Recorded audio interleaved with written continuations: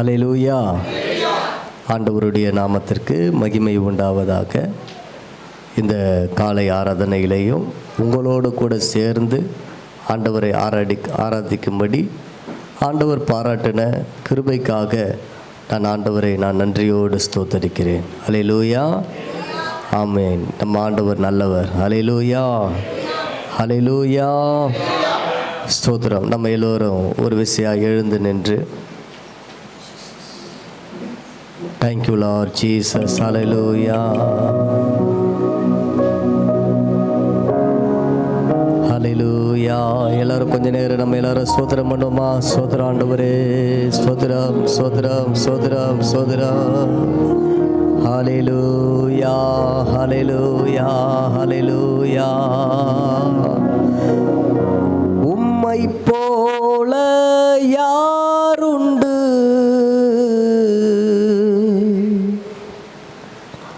நன்மை செய்ய நீருண்டு. உம்மைத்தானே நம்புவே என் தேவா. எல்லோரும் சொல்லுவோமா?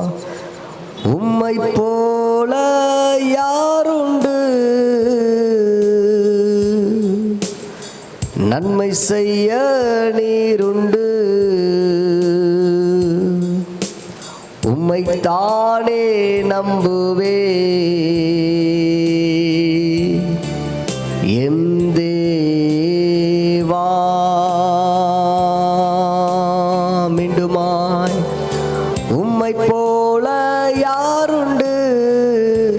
நன்மை செய்ய நீருண்டு.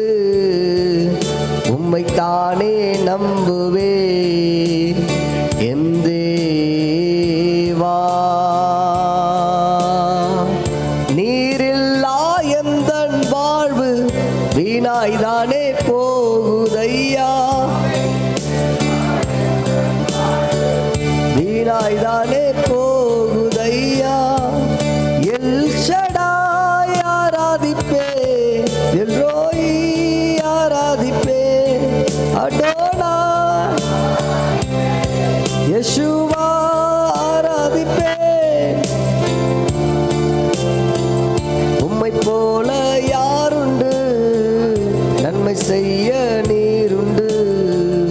உம்மைத்தானே நம்புவே என் தேவா. உம்மை போல யாருண்டு? நன்மை செய்ய நீருண்டு. உம்மைத்தானே நம்புவே என் தேவா. நீரே எல்லாம், நீரே எல்லாம், நீரே எல்லாம், நீரே எல்லாம் இயேசுவே. எல்லோரும் சேர்ந்து சொல்லுவோமா? நீரே எல்லாம். ஆமென். நீரே எல்லாம், நீரே எல்லாம் இயேசுவே. ஆராதிப்பே, ஆராதிப்பே, ஆராதிப்பே, ஆராதிப்பே இயேசுவே. சேர்ந்து ஆராதிப்பே, ஆராதிப்பே, ஆராதிப்பே இயேசுவே. மீண்டுமா எல்லோரும் சேர்ந்தவர்களாய் உங்க சத்தத்தை நல்லா உயர்த்தி ஆராதிப்பே. ஆமென். ஆராதிப்பே இயேசுவே. சேர்ந்து ஆமென். ஆராதிப்பே இயேசுவே. துன்பமோ துயரமோ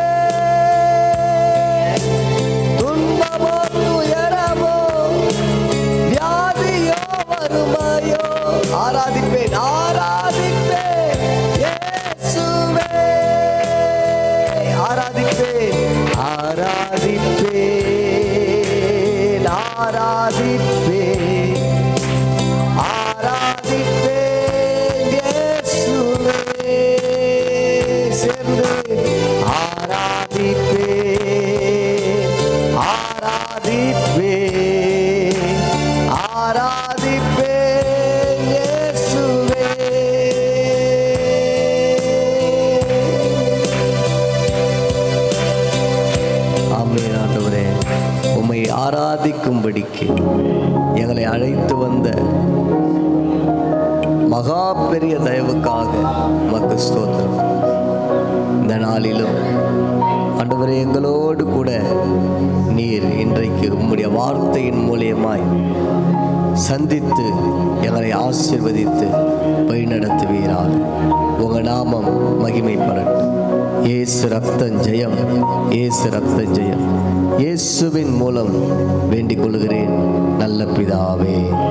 ஆமென், ஆமென். ஹல்லேலூயா. நம்ம எல்லாரும் உட்காருவோம். ஆண்டவருடைய பரிசுத்த நாமத்திற்கு மகிமைப்படுவதாக. இந்த நாளிலும் நாம் தொடர்ச்சியாக ஒரு வேத வசனத்தை நம்ம போன மாதத்தை தவிர்த்து நம்ம தொடர்ச்சியாக ஒரு வேத வசனத்தை நம்ம படித்து கொண்டு வந்தோம் இல்லையா? அதனுடைய தொடர்ச்சி செய்தியாக இன்றைக்கும் நம்ம ஒரு செய்தியை நாம் தொடரப்போகிறோம்.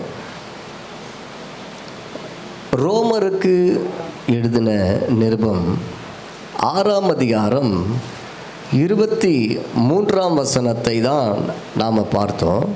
அந்த வசனத்தை நாம் எடுத்து ஒரு வாசிக்கலாம். பாவத்தின் சம்பளம் மரணம், பாவத்தின் சம்பளம் மரணம், தேவனுடைய கிருபை வரமோ, தேவனுடைய கிருபை வரமோ, நம்முடைய கர்த்தராகிய இயேசு கிறிஸ்துவினால், நம்முடைய கர்த்தராகிய இயேசு கிறிஸ்துவினால் உண்டான நித்திய ஜீவன், உண்டான நித்திய ஜீவன். ஹல்லேலூயா. ஆண்டவருடைய நாமத்திற்கு மகிமை உண்டாவதாக. பாவத்தின் சம்பளம் மரணம், தேவனுடைய கிருபை வரமோ, நம்முடைய கர்த்தராகிய இயேசு கிறிஸ்துவினால் உண்டான நித்திய ஜீவன். இந்த வசனமே ஒரு ஆழமான ஒரு வசனம். இந்த வசனத்தையே நாம் மாதக்கணக்காக வருடக்கணக்காக தியானிக்கக்கூடிய ஒரு வசனமாக இந்த வசனம் காணப்படுகிறது. ஆனாலும் இந்த வசனத்தினுடைய பாவத்தின் சம்பளம் மரணம். நம்ம அநேக பேர் பாவம் என்றால் வெளியரங்கமான பாவங்களை குறித்து நமக்கு தெரியும். பொதுவாக பாவம் என்றாலே நமக்கு எளிதாக சொல்லக்கூடிய ஒரு காரியம் என்ன அப்படின்னா, பாலியல் ரீதியான காரியத்தை மற்றும் திருட்டு சம்பந்தமான காரியங்களை நம்ம பாவம் என்று நாம் எளிதாக சொல்லிவிட முடியும். ஆனால் நாம் கொஞ்சம் ஆராய்ந்து பார்ப்போம் என்றால், நாம் அநேக விஷயங்களில் நாம் தவறுகிறோம் அல்லவா என்று வேதம் நமக்கு சொல்லுகிறது. அப்போ நம்ம வெளியரங்கமான ஒரு பாவத்தை நாம் செய்யாமல் இருப்போம். ஆனால் நமக்குள்ள சில காரியங்கள் பாவங்கள் இருக்கிறது. வேதத்தில் சொல்லப்பட்டிருக்கிறது, நாம் பாவம் செய்யவில்லை என்போம் என்றால் நம்மை நாமே வஞ்சிக்கிறோம் என்று சொல்கிறது. நான் பாவம் செய்யலப்பா, நான் கரெக்டாக இருக்கிறேன், ஐ எம் பர்ஃபெக்ட் அப்படி நம்ம இருப்போம் என்றால் நம்ம என்ன பண்ணுறோன்னா நம்மையே நாம் வஞ்சிக்கிறோம் என்று வேதம் நமக்கு சொல்லுகிறது. அப்போது இந்த வேதம் நமக்கு என்னென்னா, இந்த பாவத்தை குறித்து என்னென்னா நமக்கு உணர்த்துகிறது. பாவத்தை குறித்து எச்சரிக்கிறது ஒரு அனுபவம், ஆனால் உணர்த்துகிறது தான் மிகப்பெரிய அனுபவம். ஒருவன் இந்த பாவம் உணர்வு ஏற்பட்டால் மாத்திரமே அந்த பாவத்திலிருந்து அவன் என்ன செய்ய முடியும்னா, அவன் விடுதலை பெற விரும்புவான். அதை விடும்படியாக ஆண்டவரிடத்தில் கேட்பான், அவன் விடுதலை அடைவான். அல்லேலூயா. அப்போது வேதத்தை குறித்து நான் வாசிக்கும் பொழுது சில 15-16 பாவங்களை குறித்து நான் தொடர்ந்து படிச்சுக்கிட்டு வரேன் வேதம். நான் படித்த வரையில் ஒரு 16 காரியங்கள் ஆண்டவர் எனக்கு வெளிப்படுத்தினார். இது எந்த புத்தகத்தில் இருந்தோ எடுக்கலை, நானே வேதத்தை படிக்கும் பொழுது எனக்கு ஆண்டவர் கொடுத்த காரியங்களை தான் நான் தியானமாக நான் பேசி கொண்டிருக்கிறேன். அப்போ இதுவரையிலும் நாம் பார்க்கும் பொழுது நம்ம ஒரு 5 காரியத்தை நம்ம பார்த்தோம்னு நினைக்கிறேன் இல்லைங்களா? இந்த சபையில் ஒரு 5 காரியத்தை நாம் இந்த பாவத்தை குறித்து நாம் பார்த்தோம். அதில் முதல் காரியம் என்ன பாவமாக பார்த்தோம்? ஏன்னா ஒருத்தர் தான் சொல்கிறாங்க, மற்றவங்களுக்கெல்லாம் அது ஞாபகம் இல்லையா? முதல்ல என்ன காரியம்? தீய நோக்கம் பாவம் என்று நம்ம பார்த்தோம். ரெண்டாவதாக விரோதமான பேச்சு, அது பாவமாக நம்ம பார்த்தோம்.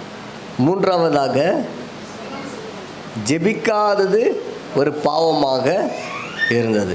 நான்காவது பாவங்களை மறைக்கிறது பாவமாக இருக்கிறது. ஐந்தாவது என்ன? ஆமாம், நன்மை செய்ய அறிந்தும் அதை செய்யாமல் போனால் பாவம். ஓகேங்களா? அப்போது அவர் 5 காரியத்தை நம்ம வேத வசனத்தின் வாயிலாக நாம் தியானித்தோம். இன்றைக்கும் ஒரு காரியத்தை ஆண்டவர் நம்மோடு கூட பேசும்படியாகவும் நம்மை உணர்த்தும்படியாகவும் இருக்கிறார். அது என்ன என்றால், நீங்கள் என்னாகமம் 22ஆம் அதிகாரம், என்னாகமம் 22ஆம் அதிகாரம் 34ஆம் வசனத்தை எடுத்துக்கொள்வீர்கள் என்றால், என்னாகமம் 22:34 வாசிங்க. அப்பொழுது பிலேயாம் கர்த்தருடைய தூதனை நோக்கி நான் பாவம் செய்தேன், வழியில் நீர் எனக்கு எதிராக நிற்கிறதை அறியாதிருந்தேன். அல்லேலூயா சொல்லாமா? இங்க பிலேயாம் அவர்கள் சொல்லுவதை பார்க்கிறோம், நான் பாவம் செய்தேன். அல்லேலூயா. அவர் சொல்றாரு, நான் என்ன பண்ணேன்? பாவம் செய்தேன். அவர் சொல்லிட்டு சொல்றாரு, நீர் எனக்கு எதிராக நிற்கிறதை அறியாதிருந்தேன். அல்லேலூயா சொல்லாமா? அப்போ நாம இன்னைக்கு தியானிக்கக்கூடிய இந்த பாவம் என்ன என்றால், அறியாமல் இருக்கிறது பாவம். அல்லேலூயா சொல்லாமா? தேவனை குறித்து நாம் அறியாமல் இருக்கிறது பாவமாக காணப்படுகிறது. பாவங்களில் எத்தனையோ வகைகள் இருக்கு. ஆனால் தேவனை குறித்து நான் சரியாக அறிந்து கொள்ளாவிட்டால் அது எனக்கு எப்படியா இருக்கிறதுனா பாவமாக இருக்கிறது. அதை தான் இங்கே பிலேயாம் சொல்லுகிறார். இங்கே நடக்கிற இந்த சம்பவத்தை நமக்கு நல்லா தெரியும். இஸ்ரவேல் ஜனங்களை சபிக்கும்படியாக பாலாக் அவர்கள் இந்த பிலேயாமை கூப்பிடுறார். இந்த பிலேயாம் பார்க்கும் பொழுது, முதல் விசை சொல்லும் பொழுது அவர் வருவதற்கு அவர் போகலை. இரண்டாவது விசையாக அவர் என்ன பண்ணுறாங்கன்னா, அவர் ஆட்களை எல்லாம் அனுப்பி கூப்பிடுறாங்க. அவர் என்ன பண்ணுறாருன்னா, அவர் புறப்பட்டு வரார். அங்கே புறப்பட்டு வரும்பொழுது பார்த்தீங்கன்னா, அவர் புறப்படக்கூடாதபடிக்கு தூதன் என்ன பண்ணுறாரு, வழியில் நிற்கிறாரு. அதன் பிறகு நம்ம 3 முறை அவர் தடை செய்கிறார். ஒரு முறை அவர் பிரயாணம் செய்கிற கழுதை என்ன பண்ணுது, வழி மாறுகிறது. இன்னொரு முறை பார்க்கும் பொழுது அந்த கழுதை அவரை செவரோடு போய் என்ன பண்ணுது, அணைக்குது. இன்னொரு முறை கழுதை உட்கார்ந்து விடுகிறது. இப்படிப்பட்ட ஒரு 3 காரியத்தை பார்க்குறாரு. ஆனால் இவர் அந்த கழுதை மேலே தான் கோபப்பட்டு என்ன பண்ணுறாரு, அந்த கழுதையை தான் இவர் அடிக்கிறார். அதன் பிறகு அந்த கழுதை மூலியமாகவே ஆண்டவர் என்ன பண்ணுறாரு, அந்த வாயை திறந்து பேச வைக்கிறார். அல்லேலூயா. அது ஒரு நல்ல ஒரு பைபிளில் ஒரு மிருகம் பேசுகிறது என்பது ஒரு ஆச்சரியமான காரியம். அல்லேலூயா. அப்போ கழுதையை கொண்டு ஆண்டவர் என்ன பண்ணுறாரு? சில பேர் சொல்லுவாங்க, கழுதை கொண்டு பேசுகிற தெய்வம் என்னை கொண்டு பேசுவார் அப்படின்னு சொல்லுவாங்க. அப்போ கழுதையின் வாழை ஆண்டவர் என்ன பண்ணுறாரு? திறந்து பேச வைக்கிறார் பாருங்க. அல்லேலூயா. எவ்வளோ ஒரு ஆச்சரியமான காரியம் இல்லைங்களா? கர்த்தருடைய நாமத்துக்கு மகிமை உண்டாவதாக. அப்போ இந்த அறியாமை, இந்த பிழையாமுக்குள்ளே இருந்த ஒரு 6 விதமான ஒரு காரியங்கள் இருக்குது. அந்த சம்பவத்தில் பார்க்கும்பொழுது ஒரு 6 விதமான காரியங்கள் இருக்குது. அவர் எப்படிப்பட்டவராக இருக்கிறார் என்று பார்ப்போம் என்றால், முதலாவதாக நீங்கள் அதே 22ஆம் அதிகாரம் 7ஆம் வசனத்தை நீங்கள் பார்ப்பீர்கள் என்றால், அவர் சொல்லும்போது சொல்கிறாரு, வாசிங்க. அப்படியே மோவாபின் மூப்பரும் மீதியானின் மூப்பரும் குறி சொல்லுதலுக்குரிய கூலியை தங்கள் கையில் எடுத்துக்கொண்டு புறப்பட்டு பிலேயாமிடத்தில் போய் பாலாக்கின் வார்த்தைகளை அவனுக்கு சொன்னார்கள். இங்க பார்க்கும் பொழுது குறி சொல்லுதலுக்குரிய கூலியை தங்கள் கையில் எடுத்துக்கொண்டு போனார்கள். பணத்தை கொண்டு போய் என்ன பண்ணுறாங்க? அவரை கூப்பிட்றாங்க, நீங்கள் அந்த ஜனங்களை சபிக்கணும் சொல்லி கூப்பிட்றாங்க. ஆனால் இவருக்குள்ளே இருந்த காரியம் என்னன்னா, இவருக்குள்ளே பண ஆசை என்பது இல்லை. இவர் அடுத்த வசனத்தில் இவர் சொல்கிறாரு, படிங்க. அவன் அவர்களை நோக்கி, ராத்திரிக்கு இங்கே தங்கியிருங்கள், கர்த்தர் எனக்கு சொல்லுகிறபடியே உங்களுக்கு உத்தரவு கொடுப்பேன் என்றான். அப்படியே மோவாபின் பிரபுக்கள் பிலேயாமிடத்தில் தங்கினார்கள். அவன் எங்க பார்க்கும்போது சொல்றாரு, அவர் போகாம நைட்டு தங்குங்க, ஆண்டவர் என்ன சொல்றாரு நான் என்ன பண்றேன் அதன்படி நான் செய்கிறேன்னு சொல்கிறார். எவ்வளோ ஒரு பியூட்டிஃபுல்லான கேரக்டர் இல்லையா? இந்த நாட்களில் படத்தை பார்த்த உடனே என்னது குணமே மாறிப்போகுது. ஆனால் இவர் சொல்கிறாரு, இல்லைங்க நைட்டு இருக்குங்க, ஆண்டவர் என்ன சொல்கிறார் பார்க்கலாம் சொல்லிவிட்டு என்ன பண்ணுறாரு, அவர் காத்திருக்கிறார். அப்போது ஒரு நல்ல ஒரு குணாதிசயமாக இருக்கிறது. ரெண்டாவதாக பார்க்கும் பொழுது 15ஆம் வசனத்தில் நீங்கள் பார்த்தீங்க அப்படின்னா, கனவான்களான அதிக பிரபுக்களை அனுப்பப்படுறார். முதல்ல ஆட்கள் வராங்க, அவங்களிடத்துல இவர் போல.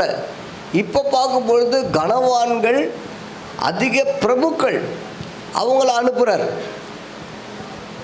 அப்போ கனவான்கள் வரும் பொழுதும் இவர் என்ன பண்ணுறாருன்னா அதே வார்த்தையே சொல்கிறார். அதே வார்த்தையை நம்ம பார்க்கும் பொழுது இன்னைக்கு நைட்டு எல்லாம் தங்கியிருக்கணுங்க அப்படின்னு என்ன பண்ணுறாரு, அவர் தங்கி இருக்கிறார். அப்போ மக்கள் பெரிய அதிகாரிகளை கூட அவர் என்ன பண்ணல, பெரிய அதிகாரத்தில் இருக்கிற பெரிய மனுஷர்களை கூட அவர் என்ன பண்ணல, முக்கியப்படுத்தலை. தேவனுடைய காரியத்தில் அவர் முக்கியப்படுத்தலை. இப்படிப்பட்ட ஒரு சிறப்பான குணாதிசயமும் அந்த பிலேயாமின் இடத்துல இருந்திருக்கு. மூன்றாவதாக பார்க்கும் பொழுது 17ஆம் வசனத்தை வாசிங்க. உம்மை மிகவும் கனம் பண்ணுவேன், நீ சொல்வதையெல்லாம் செய்வேன், நீர் வந்து எனக்காக அந்த ஜனங்களை சபிக்க வேண்டும் என்று சொன்னார்கள் என்றார்கள். அடுத்ததா பார்க்கும் பொழுது உன்னை மிகவும் கனம் பண்ணுவேன். அல்லேலூயா. ஆசை வார்த்தையை சொல்றாங்க. இந்த ஆசை வார்த்தைக்கு அந்த பிலேயாம் என்ன பண்ணல, முக்கியத்துவம் கொடுக்கல. நம்மளா பாருங்க, ஏதாவது நம்மள ஆசையா ஏதாவது வார்த்தைகளை சொல்லிவிட்டா போதும், நம்ம அதை மழங்கிடுவோம் இல்லையா? ஆனால் பிழையம் பார்க்கும்போது ஆசையான வார்த்தைகளை சொல்கிறாங்க. அப்போவும் இவர் என்ன பண்ணல, ஒத்து வரல. நீங்கள் 18ஆம் வசனத்தை பார்ப்பீங்கன்னா, பிலேயாம் பாலாக்கின் ஊழியக்காரருக்கு பிரயுத்தரமாக, பாலாக் எனக்கு தன் வீடு நிறைய வெள்ளியும் பொன்னும் தந்தாலும் சிறிய காரியமானாலும் பெரிய காரியமானாலும் செய்யும் பொருட்டு என் தேவனாய கர்த்தரின் கட்டளையை நான் மீறக்கூடாது. அடுத்ததாக பார்க்கும்போது ஒரு வைராக்கியமாக அவர் இருக்கிறார். என்ன வைராக்கியம்? அவர் சொல்கிறாரு, பாலாக்கின் ஊழியக்காருக்கு பிரதித்திரமாக சொல்கிறாரு, பாலாக்கு எனக்கு வீடு நிறைய வெள்ளியும் பொன்னும் தந்தாலும் சிறிய காரியமானாலும் பெரிய காரியமானாலும் என் தேவனாகிய கர்த்தரின் கட்டளையை நான் என்ன பண்ணக்கூடாது, மீறக்கூடாது. அப்படிப்பட்ட ஒரு நல்ல ஒரு வைராக்கியமாக இருக்கிறார் பாருங்க. வைராக்கியமான ஒரு மனுஷனாக அவர் இருக்கிறார். அடுத்ததா பார்க்கும் பொழுது நீங்க 19ஆம் வசனத்துல வாசிக்கும் பொழுது, ஆகிலும் கர்த்தர் இனிமேல் எனக்கு என்ன சொல்லுவார் என்பதை நான் அறியும்படிக்கு நீங்களும் இந்த ராத்திரி இங்கே தங்கியிருங்கள் என்றான். ஆமா, இவர் யாருன்னு பார்த்தீங்கன்னா அடுத்ததா நைட் ஜெபிக்கிறவர். அல்லேலூயா. இரவுல ஜெபிக்கக்கூடிய ஒரு மனுஷனாக இவர் இருக்கிறார். அப்போது இந்த கேரக்டரும் அவருக்குள்ளே இருக்கிறது. இன்னொரு காரியத்தை பார்ப்போம் என்றால், அதே 19ஆம் வசனத்தில் நம்ம பார்க்கும் பொழுது அவர் சொல்கிறாரு, நீங்கள் எல்லாரும் என்ன பண்ணுங்கள், நீங்களும் இந்த ராத்திரி இங்கே தங்கியிருங்கள். அல்லேலூயா சொல்லாமா? ஐக்கியப்படுகிறவராகவும் இவர் இருக்கிறார். அப்போ இவ்வளவு ஒரு சிறப்பான குணாதிசயங்கள் இவருக்குள்ளே காணப்பட்டாலும் இவர் சொல்லுகிற ஒரு காரியம் என்னவா இருக்கிறதுன்னா, கர்த்தருடைய தூதன் அவருக்கு எதிராக இருக்கிறதை அவர் அறியாததை அவர் என்ன சொல்கிறார்னா, நான் பாவம் செய்தேன் என்று சொல்லுகிறார். அல்லேலூயா சொல்லமா? அப்போது ஒரு ஆவிக்குரிய மனுஷனுடைய வாழ்க்கையில் நமக்கு சிறந்த காரியங்கள் இருக்கலாம், சிறந்த ஆவிக்குரிய வாழ்க்கையில் நமக்கு சிறந்த தகுதிகள் இருக்கலாம். பிலேயாமை போல அவருக்கு பண ஆசை இல்லை, கனவான்களை கூட அவர் அதிகமாக மதிக்கலை, அவருக்குள்ள ஆசை வார்த்தைக்கு இடம் கொடுக்கல, அவருக்குள்ள வைராக்கியங்கள் இருந்தது, அவர் நல்ல இரவில் ஜெபிக்கிறவராக இருக்கிறாரு, அவர் ஒரு ஐக்கியப்படுகிறவராக இருக்கிறாரு. இவ்வளவு காரியங்கள் இருந்தாலும் அவர் சொல்கிறாரு, தேவனை என்ன பண்ணல, அறியவில்லை என்று சொல்லுகிறார். அல்லேலூயா சொல்லாமா? அப்போ ஆண்டவருடைய நாமத்துக்கு ஸ்தோத்திரம். நம்ம வாழ்க்கையில் தேவனை அறிகிற அந்த அறிவு என்பது மிகவும் முக்கியமான ஒன்றாக இருக்குது. நம்ம ஆண்டவரை அறியணும். ஆண்டவரை அறிகிறது என்பது நாம் ஒரு சாதாரணமாக நம்ம அறிந்து கொள்ள முடியாது. ஆண்டவர் வித்தியாசமாக செயல்படுவார். பொதுவாகவே இந்த கிறிஸ்தவ வட்டாரம் என்ன பண்ணுறாங்கன்னா, ஆண்டவரை ஒரே ஃபோக்கஸில் பார்க்குறாங்க, ஒரே டைரக்ஷனில் என்ன பண்ணுறாங்கன்னா ஆண்டவரை பார்க்குறாங்க. அது மிகப்பெரிய ஒரு தவறு. ஆண்டவர் நம்ம ஒரே டைரக்ஷனில் பார்க்கக்கூடியவர் கிடையாது. ஆண்டவர் பார்த்தீங்கன்னா, உதாரணமாக யோனா புத்தகத்தில் நம்ம பார்க்கும் பொழுது நினிவே பட்டணத்தார் மேலே என்ன பண்ணுறாரு, கோபப்படுறார் இல்லையா? கோபப்பட்டு என்ன பண்ணுறாரு, கவிக்கணும்னு தான் அவர் பார்க்குறார். ஆனால் அங்கே போய் சுவிசேஷம் சொன்ன பிறகு ஆண்டவர் மனஸ்தாபப்பட்டு என்ன பண்ணுறாரு, அதை அவர் அழிக்கவே இல்லை. இவரையே தண்டிச்சார். நீ போய் யோனா நீ சுவிசேஷம் சொல்லிடுறாரு, அங்கே போய் பிரசங்கம் பண்ணுன்றாரு. ஆனால் விரோதமாக பிரசங்கி என்று சொல்கிறாரு. ஆனால் இவர் போகாததுனால இவருக்கு அடி விழுது. மீன் வாயில் போகிறாரு, இப்படிப்பட்ட சூழ்நிலைகள்லாம் ஏற்படுது. அப்போ இவரையே அடித்த ஆண்டவர் அங்கே மனம் திரும்பின உடனே அந்த மக்களை என்ன பண்ணல, அழிக்கலை. அல்லேலூயா சொல்லாமா? அப்போது ஆண்டவர் பார்த்திங்கன்னா ஒரே மாதிரியாக அவர் செயல்படுகிறவர் கிடையவே கிடையாது.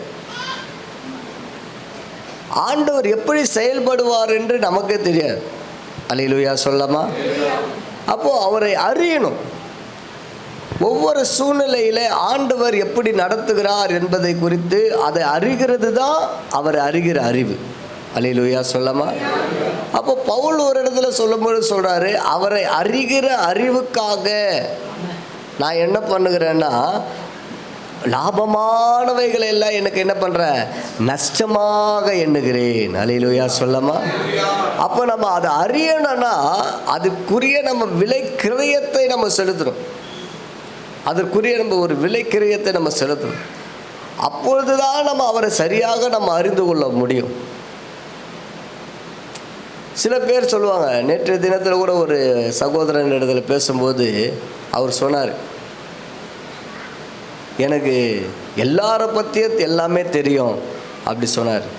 நான் என்ன பண்ணேன், நிறுத்தி அவர்கிட்ட சொன்னேன், எல்லாரை பற்றியும் எல்லாரும் தெரியும்னா நீனா கடவுளான்னு கேட்டேன்.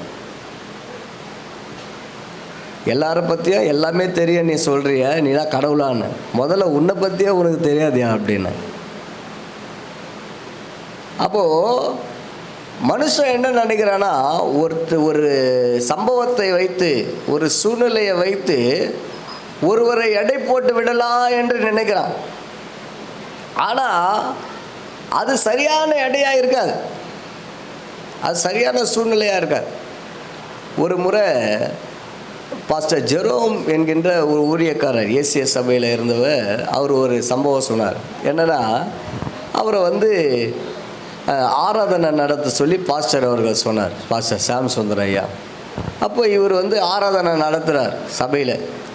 அப்போது இவர் ஆராதனை நடத்த சொல்லும்போது என்ன பண்ணுறாருன்னா, எல்லாரும் எழுந்து நிற்கலாம் அப்படின்னு சொல்லும்போது எல்லாரும் எழுந்து நின்று இருக்காங்க. அப்போது எல்லாரும் கையை உயர்த்தி நீங்கள் என்ன பண்ணுங்கள், ஆராதனை பண்ணுங்கன்னு சொல்கிறார். அப்போ ஒரே ஒரு நபர் என்ன பண்ணாரா, இவர் பார்க்குற ஒரு நபர் தோளில் துண்டு ஒன்று போட்டுக்கின்னு கையை உயர்த்தாமல் இருந்தாராம். இவர் ஆராதனை பண்ணும்போது இவர் பார்க்குறாராம். பார்க்கும்பொழுது என்ன இது, எல்லாரும் கையை உயர்த்துறாங்க, இந்த மனுஷன் மட்டும் தோளில் துண்டு போட்டுக்கின்னு கையை கூட தூக்க மாட்டான். இவர் சொன்னார், மறுபடியும் சொன்னாராம், எல்லாரும் கையை உயர்த்துங்கன்றாராம். ஆனால் கை பார்த்தா உயர்த்தலையாம். இவர் கொஞ்சம் மனசு கஷ்டமாயிடுது, இந்த மனுஷனுக்கு கொஞ்சம் திமிரு தான் பழகுது, நம்ம கையை உயர்த்த சொல்கிறோம், கையை உயர்த்த மாட்டான் இந்த மனுஷன் அப்படின்னு சொல்லிட்டு என்ன பண்ணாராம், விட்டாராம். அப்போ ஆராதனை முடிஞ்ச பிறகு அவர் ஜெபிக்கிறதுக்காக வந்தாராம். அதே மாதிரி துண்டு போட்டுனே வந்தாராம் ஜெபிக்கிறதுக்காக. இவர் பார்த்தாராம், துண்டு போட்டுனே நம்ம ஜெபிக்கிறதுக்காக வராருப்பா, இவர் என்ன பெரிய ஆள் பழகுது அப்படின்ட்டு. அப்போ கிட்ட வந்த பிறகு தான் அந்த துண்டு என்ன பண்ணான்னா வலுவிச்சம் பாருங்க, அவருக்கு ஒரு கையே இல்லையாம். அல்லேலூயா. அப்போ இவர் பார்க்கும்பொழுது என்ன நினச்சிருக்காரு, இவர் இந்த மேலே துண்டு போட்டுனுக்கிறதையே ஒரு பெருமையாக, ஒரு பெரிய இவர் பெருமையை விட்டு இறங்க மாட்டார் பழகுது, துண்டில் தான் இருப்பார் பழகுது அப்படின்னு இவர் நினச்சவர். அதன் பிறகு தான் தெரிஞ்சது இவருடைய பலவீனத்தை மறைக்கிறதுக்காக இவர் அந்த துண்டை அணிந்து இருக்கிறது. அல்லேலூயா. அப்போ இன்னைக்கு நம்ம பார்க்கிறது ஒரு டைரக்ஷன். அதான் உலகத்தில் ஒரு பழமொழி சொல்கிறாங்க, கண்ணால் காண்பதும் பொய், காதால் கேட்பதும் பொய், தீர விசாரிப்பதே மெய்ன்னு சொல்கிறாங்க இல்லையா. நம்ம கண்ணால் பார்த்தாலே நம்ம என்ன பண்ணுறோம், தப்பாக தான் நினைப்போம். இங்கே பாருங்கள், ஆமானுக்கு தூக்கு மரம் எதனால் வந்ததுன்னு பார்த்தீங்கன்னா, அவன் எஸ்தர்கிட்ட தப்பாக பண்ணான், அவன் தப்பே பண்ணலை, அவன் ஒரு சூழ்நிலையில் மேலே விழுண்டான். ஆனால் பார்த்த மொர்தெகாய் கழிச்சு அந்த ராஜாவுக்கு என்னவாயிடுச்சு, ராணியே நீ தப்பு பண்ண போறியா. அப்போ பார்த்தீங்கன்னா யோசேப்பினுடைய வாழ்க்கையில் நம்ம பார்க்கும் பொழுது, யோசேப் எந்த தப்பும் பண்ணல, அவன் துணியை வலிச்சது அந்த ராஜாத்தி. ஆனால் அவன் துணியை விட்டு ஓடனான். ஆனால் என்ன துணியை பிடிச்சி என்ன சொல்லிட்டா, என்ன அவன் தப்பு என் மேலே தப்பு பண்ண வந்தான் சொன்ன உடனே என்ன பண்ண, கேள்விப்பட்டதை என்ன பண்ணான், ஒன்று கண்ணால் பார்த்தது, இன்னொன்று காதால் கேட்டது. இவர் பார்த்தா சிறையில் அனுப்பப்பட்டார். கர்த்தருடைய நாமத்துக்கு மகிமை உண்டாவதாக. அப்போ இந்த தீர விசாரிப்பது என்பது மெய் என்கின்ற வார்த்தையின்படி நம்ம ஆண்டவருடைய காரியத்தில் நம்ம என்ன பண்ணோம், ஆண்டவரை நம்ம அறியணும் அப்படின்னா லகுவாக நம்ம அறிய முடியாது, லகுவாக நம்ம ஆண்டவர் அறிய முடியாது. அதற்காக நம்ம என்ன பண்ணணும்னா நேரங்களை அதிகமாக செலவு செய்யணும். ஆண்டவருடைய பாதத்தில் நம்ம அதிகமாக நம்ம உட்காரணும். அதிகமாக உட்கார்ந்து நம்ம காத்திருக்கும் பொழுது தான் ஒரு தெளிவான டைரக்ஷன் ஆண்டவர் நமக்கு தருவார். அல்லேலூயா சொல்லாமா. ஒரு தெளிவை நமக்குள்ள ஆண்டவர் ஏற்படுத்துகிறவராக இருக்கிறார். கர்த்தருடைய நாமத்துக்கு மகிமை உண்டாவதாக. இந்த அறியாமை என்பது எல்லா மனுஷருக்குள்ளவும் ஏற்படுவதற்கு அதிகமான வாய்ப்புகள் இருக்கிறது. அல்லேலூயா சொல்லாமா. நீங்கள் வேதத்தில் பார்ப்பீங்கன்னா லேவியராகமம் புஸ்தகம், லேவியராகமம் 4ஆம் அதிகாரம் 2ஆம் வசனத்தை நீங்கள் எடுத்துக்கொள்ளுங்க, வாசிங்க. லேவியராகமம் 4ஆம் அதிகாரம் 2ஆம் வசனம். நீ இஸ்ரவேல் புத்திரரிடத்தில் சொல்ல வேண்டியது என்னவென்றால், ஒருவன் கர்த்தருடைய கட்டளைகளில் யாதொன்றை அறியாமையினால் மீறி செய்யத்தகாததை செய்து பாவத்துக்கு உட்பட்டால் அறிய வேண்டியதாவது. நல்ல கவனிங்க, இந்த வசனத்தில் நம்ம பார்க்கும் பொழுது கர்த்தர் வந்து மோசே கிட்ட பேசுகிறார். என்ன சொல்கிறாருன்னா, நீ இஸ்ரவேல் புத்திரரிடத்தில் சொல்ல வேண்டியது என்னவென்றால், ஒருவன் கர்த்தருடைய கட்டளைகளில் யாதொன்றை அறியாமையினால் மீறி. அல்லேலூயா சொல்லாமா? அப்போ கர்த்தருடைய கட்டளைகளில் அறியாமையினால் நம்ம மீற முடியும். அல்லேலூயா சொல்லாமா? நாம் என்னதான் நம்ம வேத வசனங்களை நம்ம அறிந்திருந்தாலும் நாம் கர்த்தருடைய கட்டளைகளில் நாம் அறியாமல் என்ன பண்ணுவோம்? அறியாமன்னா நம்ம என்ன சொல்லுவோம்? தெரியாமல். அல்லேலூயா. தெரியாமல் நம்ம என்ன செய்ய முடியும்? மீற முடியும். நான் வந்து கரெக்டாக இருப்பாங்க அப்படின்னு வந்து யாராலையும் என்ன செய்ய முடியாது, சொல்லவே முடியாது. அப்படி நம்ம கரெக்டாக நம்ம ஞானஸ்தானம் எடுத்த உடனே இருந்திருப்போம்னா நம்மளும் ஏனோக்க மாதிரி ஆண்டவர் என்ன பண்ணுறாரு, நம்ம அழகாக எடுத்துருப்பார். எலியா மாதிரி ஆண்டவர் என்ன பண்ணுறாரு, நம்மளை அழகாக எடுத்துருவார்.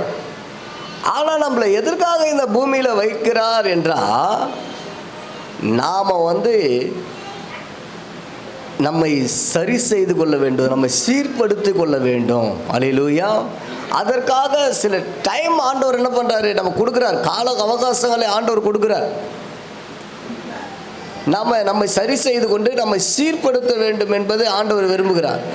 ஆகையினால்தான் வேதம் சொல்கிறது, நம்மை அவர் சீர்படுத்தி ஸ்திரப்படுத்தி பலப்படுத்தி நிலைநிறுத்துவார். அல்லேலூயா சொல்லாமா? அப்போ சீர்படுதல் என்பது இருக்கிறது, ஸ்திரப்படுகிறது என்பது இருக்கிறது, நிலைநிறுத்துகிறது என்பது இருக்கிறது. அல்லேலூயா சொல்லாமா?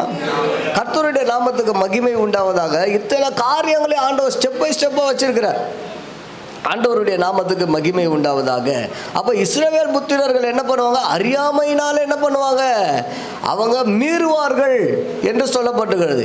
இது யார் யார் என்று நீங்கள் பார்த்தீங்கன்னா 13ஆம் வசனத்தில், நீங்கள் அதே பகுதியில் 13ஆம் வசனத்தில் பார்க்கும் பொழுது, இஸ்ரவேல் சபையார் எல்லாரும்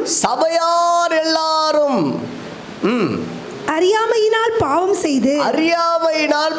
செய்து. அல்லேலூயா சொல்லாமா? அப்ப அறியாமல் செய்கிற பாவம் இது யார் பார்த்தீங்கன்னா சபையார். இஸ்ரவேல் சபையாரே என்ன பண்றாங்க? அறியாமல் பாவம் செய்து விடுகிறார்கள். அடுத்ததா நீங்க 22ஆம் வசனத்தை வாசிங்க. ஒரு பிரபு தன் தேவனாகிய கர்த்தருடைய கட்டளைகளில் யாதொன்றை மீறி அறியாமையினால் செய்யத்தகாததை செய்து. பாருங்க, பிரபு. அல்லேலூயா. இங்க பார்க்கும்போது பிரபு என்ன செய்யறாரு? அறியாமையினால் செய்யத்தகாததை செய்து பாவத்துக்குட்பட்டு குற்றவாளியானால் என்று சொல்லப்படுகிறது. அடுத்ததா பார்க்கும் பொழுது 27ஆம் வசனம், சாதாரண ஜனங்களில் ஒருவன் அறியாமையினால் கர்த்தரின் கட்டளைகளில் யாதொன்றை மீறி செய்யத்தகாததை செய்து பாவத்துக்குட்பட்டு குற்றவாளியானால். அப்போ இங்க பார்க்கும்போது சாதாரண ஜனம். அல்லேலூயா சொல்லாமா? அப்போ இஸ்ரவேல் புத்திரர்கள் பாவம் அறியாமை பாவம் செய்கிறாங்க, பிரபுக்கள் அறியாமல் பாவம் செய்கிறாங்க, சாதாரண மக்களும் அறியாமையினால் பாவம் செய்கிறார்கள். அல்லேலூயா சொல்லாமா? அப்போ இந்த அறியாமை இந்த அறியாமை என்கின்ற இருள், அறியாமை என்கின்ற என்றாலே அது இருள். இருள் ஜனங்களையும், இருள் காரிருள் என்ன பண்ணுது? ஜனங்களை மூடும். இருள் பூமியையும் காரிருள் ஜனங்களை என்ன பண்ணுது? மூடும் என்று சொல்லப்பட்டிருக்குது. அல்லேலூயா சொல்லாமா? அப்போ ஒரு டார்க்னஸ் ஸ்பிரிட் என்ன பண்ணுது அப்படின்னா, ஒரு அந்தகார இருள் நம்ம எப்பொழுதும் என்ன செய்யணும்? ஆளுகை செய்ய முயற்சிக்கும். இந்த அந்தகார இருள் என்ன செய்யணும்? தேவ வல்லமையை, தேவனுடைய தன்மையை நாம் அனுபவிக்க கூடாதபடிக்கு, பார்க்க கூடாதபடிக்கு அது நம்மை மறைக்கும். அப்போ எப்பொழுது நாம் அந்த தேவனுடைய வெளிச்சத்துக்குள்ளே நம்ம வர முடியுமோ, எப்பொழுது அந்த தேவனுடைய பிரகாசத்திற்குள்ளே நம்ம நுழைய முடியுமோ, அப்பொழுது தான் நம்ம தேவனை அறிகிற அந்த அறிவுக்குள்ளே நம்ம வர முடியும். அல்லேலூயா சொல்லாமா? அப்போ இந்த தேவனை நம்ம சரியாக அறிந்து கொள்ளாமல் போகிறதே பாவம். அல்லேலூயா சொல்லாமா? அப்போ நம்ம ஒவ்வொரு காரியத்திலையும் தேவனை அறிகிற அறிவு நம்ம அடைந்து நம்ம என்ன பண்ணணும்னா நம்ம வாழ்க்கையில் நம்ம முன்னேறி செல்ல வேண்டும். ஹல்லேலூயா. ஆண்டவருடைய நாமத்துக்கு மகிமை உண்டாவதாக. சில வசனங்களை எல்லாம் நம்ம வாசிக்கலாம். நீங்கள் எபேசியர் 4ஆம் அதிகாரம்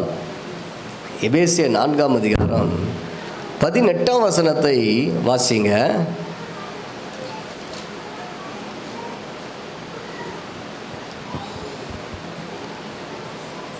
17 வாசிங்க.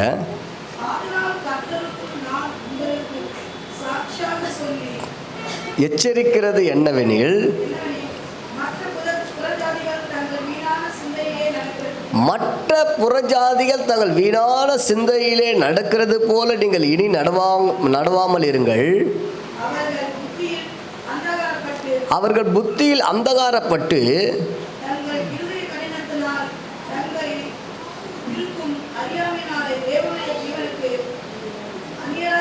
அந்நியராய் மாறுகிறார்கள். அல்லேலூயா சொல்லாமா?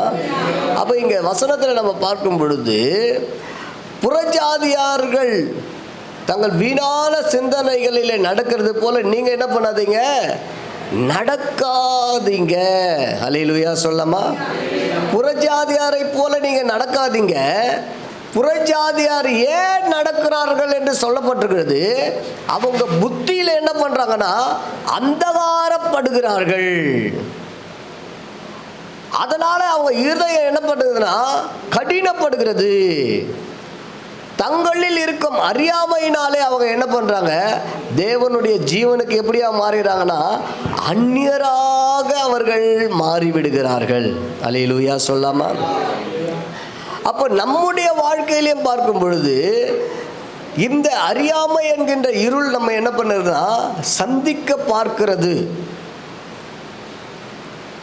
நம்ம அறியாமை என்கின்ற இருள் நம்ம அநேக இடங்களில் பிரயாணம் செல்கிறோம் இல்லையா? நம்ம இருக்கிற இந்த பூமியை எப்படிப்பட்டதுன்னா பிசாசனுடைய கையில் கொடுக்கப்பட்ட ஒன்றாக இருக்கிறது. அப்போ நம்ம அநேக இடங்களில் நம்ம போகிறோம். நம்ம போகிற இடங்கள் எல்லாமே என்ன பண்ணது, பிரகாசமானது கிடையாது. ஆண்டவரே சொல்லும்போது சொல்கிறார் பாருங்க, என் நாமத்தை பிரசாபப்படுத்த எந்த ஸ்தானத்திலும் உன்னிடத்தில் வந்து தான் நான் உன்னை என்ன பண்ணுவேன், ஆசீர்வதிப்பேன் சொல்கிறார்.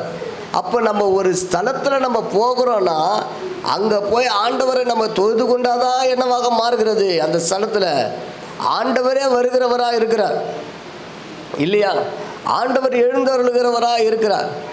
அப்போ அந்த இடங்கள், அப்போ ஆண்டவர் வராத முன்பாக அந்த இடங்கள் எப்படி பண்ண இருளினால் நிரப்பப்படுகிறது. அதனால தான் நாம் கூட என்ன பண்ணுறோம், ஒரு வீடு நம்ம ஒரு பிரதிஷ்டை பண்ணுறோம், ஒரு வீட்டுக்கு போக போகிறோம் அப்படின்னாலும் நம்ம என்ன பண்ணுறோம், ஒரு ஜெபம் வைக்கிறோம் இல்லையா? நம்ம என்ன பண்ணுறோம், ஒரு கடை ஓப்பனிங் பண்ண போகிறோம்னா நம்ம ஒரு ப்ரேயர் ஒன்று வைக்கிறோம். அப்போ எதனாலன்னா அந்த அந்தகார கிரியைகள் இருக்கும் என்றால் அதெல்லாம் என்ன பண்ணும், சுட்டரிக்கப்படும். அல்லேலூயா சொல்லாமா? அந்த இருள் நீங்கும், தேவனுடைய வெளிச்சம் பிரகாசிக்கும். அப்போ நமக்குள்ளே ஏதாயிலும் அந்த இடத்துல ஏதாவது கிரியைகள், தவறான கிரியைகள் இருந்தால், இருளின் வல்லமைகள் இருந்தால் நம்ம என்ன செய்ய முடியும், அதனை நம்ம அடையாளம் கண்டுகொள்ள முடியும். அல்லேலூயா சொல்லாமா? அப்போ தேவனுடைய பிரசன்னத்தை அங்கே என்ன பண்ண முடியும், நம்ம நன்றாக உணர முடியும். தேவனை குறித்து நம்ம என்ன பண்ண நன்றாக அறிந்து கொள்ள முடியும். கர்த்தருடைய நாமத்துக்கு மகிமை உண்டாவதாக. அப்போது புறஜாதியார்களை அந்த அறியாமை என்கின்ற இருள் என்ன பண்ணுறது, சூழ்ந்து கொள்ளுறது. நீங்கள் என்ன பண்ணாதீங்க, அப்படிப்பட்ட ஒரு சூழ்நிலையில் நீங்கள் என்ன பண்ணாதீங்க, போகாதீங்க. அல்லேலூயா சொல்லாமா? அடுத்ததான் அங்கே சொல்லப்பட்டிருக்கு, அவங்க என்ன பண்ணுறாங்க, உணர்வில்லாதவர்களாய் சகலவித அசுத்தங்களையும் ஆவலோடு நடப்பிக்கும்படி தங்களை காம விகாரத்துக்கு என்ன பண்ணுறாங்கன்னா ஒப்பு கொடுக்கிறார்கள். அல்லேலூயா சொல்லாமா? இந்த அறியாமை என்கிற இருள் அவங்கள சூழ்ந்து கொள்கிறதுனால அவங்க என்ன செய்யப்படுறாங்க அப்படின்னா தேவனுக்கு அந்நியர்களாய் மாறி விடுகிறார்கள். தேவனுக்கு அந்நியர்களாய் மாறி என்ன பண்ணாங்கன்னா உணர்வில்லாதவர்களாய் மாறி விடுகிறார்கள். அல்லேலூயா சொல்லாமா? அப்போ அந்த உணர்வு, அதுதான் ரொம்ப முக்கியம், உணர்வு. அதனால தான் ஆண்டவர் பார்த்தீங்கன்னா பார்த்து நம்ம ஆராதிக்கிறது இல்லை, அவர் உருவ வழிபாடுகளை என்ன செய்கிறது இல்லை, முக்கியப்படுத்துவது கிடையவே கிடையாது. பார்த்து இல்லை, உணர்ந்து. அல்லேலூயா சொல்லாமா? இருதயம், அவர் உங்களுக்குள்ள உலாவி உங்கள் தேவனாய் இருக்கிறார். அப்போ நமக்குள்ள அவர் என்ன பண்ணுறாருன்னா உலாவுகிற தேவனாக இருக்கிறார். அப்போ நம்ம உணர்ந்து கொள்ள முடியும் அவருடைய அசைவாடுதலை, அவர் நம்மை சந்திக்கிறதை, அவர் நம்மை தொடுகிறதை நம்ம என்ன செய்யணும்னா உணர்ந்து கொள்ள முடியும். அல்லேலூயா. அப்போ அந்த உணர்வுக்குள்ளே போகணும். ஆனால் புறஜாதி என்ன பண்ணுறாங்கன்னா அந்த உணர்வுக்குள்ளே போக மாட்டாங்க. அவங்க எதை பார்க்குறாங்கன்னா பார்த்தவொடனே தட்டிட்டு போயிடறான், பார்த்தவொடனே கும்பிட்டு போயிடறான், பார்த்தவொடனே கை எடுத்து கும்பிட்டு போயிடறான். அவன் பார்த்த உடனே நம்ம பார்த்தவர்களாய் அல்ல. அல்லேலூயா சொல்லாமா? நம்ம பார்த்தவர்களாய் அல்ல. சமாரியா ஸ்திரீ என்ன பண்றானா பார்த்ததா பார்க்கறான். அவன் பார்த்து என்ன பண்றான், அவன் தவறு செய்துனே இருக்கிறான். அவர் கேட்கும்போது எத்தனை புருஷனே இல்லைன்னுக்கிறான், பொய் போச்சுறா, பட்டுன்னு வச்சுறான். அவர் ஆண்டவர் சூப்பராக சொல்கிறாரு, ஆமாக்கா நீ சொல்கிறது கரெக்டு தான், ஏற்கனவே உனக்கு 5 பேர் இருந்தாங்க, இப்போ இருக்கிறவனு யாரும் இல்லை, புருஷன் கிடையாது. அல்லேலூயா. அப்போது இவன் பார்க்கறது தான். அப்போ அது ஆண்டவர் என்ன பண்ணுறாரு, நீ பார்த்துக்கினே இருக்கிறப்பா, நீ பார்க்கறது இல்லை, நீ உணரு. அல்லேலூயா சொல்லாமா? அப்போ நம்ம சபைக்கு வருகிறது என்னன்னா நம்ம பார்க்கறது இல்லைப்பா, ஆலயம்பா பார்க்கறது இல்லை. இயேசு பார்க்கலை, எருசலேம் ஆலயத்தை அவர் என்ன பண்ணல, அவர் அதை பார்க்கல. ஆனால் எல்லாரும் கூட இருந்தவங்க எல்லாரும் என்ன பண்ணுறாங்க, ஆலயத்தை பார்க்குறாங்க. அவர் சொல்லிட்டாருப்பா, இது ஒரு கல்லின் மேல் ஒரு கல்லீராதபடி எல்லாமே என்ன பண்ணோம், இடிக்கப்பட்டு போயிடுன்னு சொல்கிறார். ஏன்னா அவர் அதை பார்க்கவே இல்லை. அப்போ ஆண்டவர் என்ன சொல்கிறாருன்னா உணர்த்துதலை தான் பார்க்குறாரு. அல்லேலூயா சொல்லாமா? அப்போ உணர்வு, அந்த உணர்வு தான் ரொம்ப முக்கியம். உணர்வு பூர்வமாக நம்ம ஆண்டவரை ஆராதிக்கிறதுனா நமக்குள்ள அந்த ஃபீலிங்னஸ். அல்லேலூயா சொல்லாமா? உணர்வு. ஆகையினால தான் வசனம் சொல்லுது, கர்த்தர் நல்லவர் என்பதை நீ என்ன பண்ணு, ருசித்து பார். சில பேர் பார்ப்பாங்க ருசிக்கிறது இல்லை, கடமைக்குனா வருவாங்க, கடமைக்குனா போவாங்க. அல்லேலூயா. அந்த நிலைமை இல்லை. உணர்வு, ஃபீல், நமக்குள்ள ஒரு ஃபீல்னஸ் இருக்கணும்.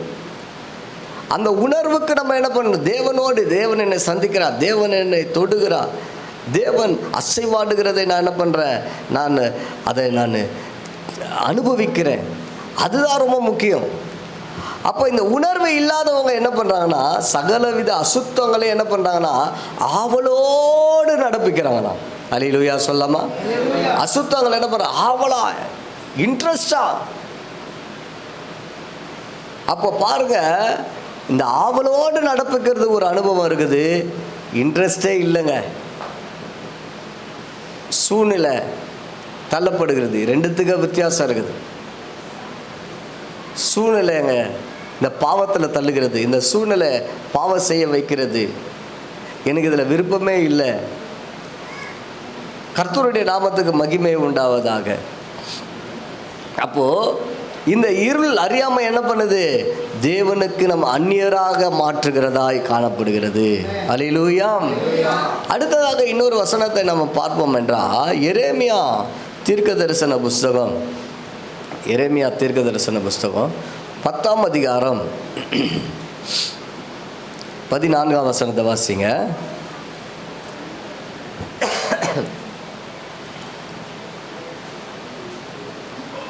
மனுஷர் அனைவரும் அறிவில்லாமல் மிருக குணமுள்ளவர்கள் ஆனார்கள். அல்லேலூயா சொல்லாமா? அப்போ நாம அறிவில்லை, தேவனை குறித்து எனக்கு அறிவில்லை என்றால் எனக்குள்ள என்ன குணம் உண்டாயிடும், மிருக குணம் உண்டாயிடும். அல்லேலூயா சொல்லாமா? மிருகம் என்ன பண்ணும், எனக்கு மிருகத்தை குறிச்செல்லாம் நம்ம பார்க்குறோம், எத்தனையோ மிருகங்கள் இருக்குது இல்லையா?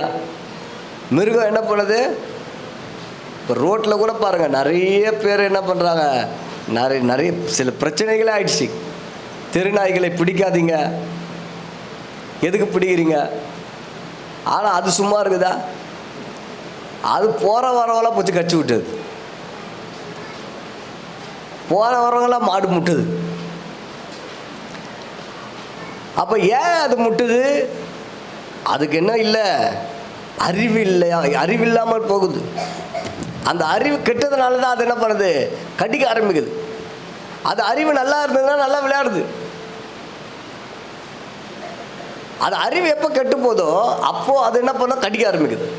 அப்போ இங்கே பார்க்கும்போது தேவனை குறித்த அறிவு இல்லாததுனால அவங்க எப்படியா மாறிடுறாங்கன்னா மிருக குணம் அவங்களுக்குள்ளே வந்துடுது. அல்லேலூயா சொல்லாமா?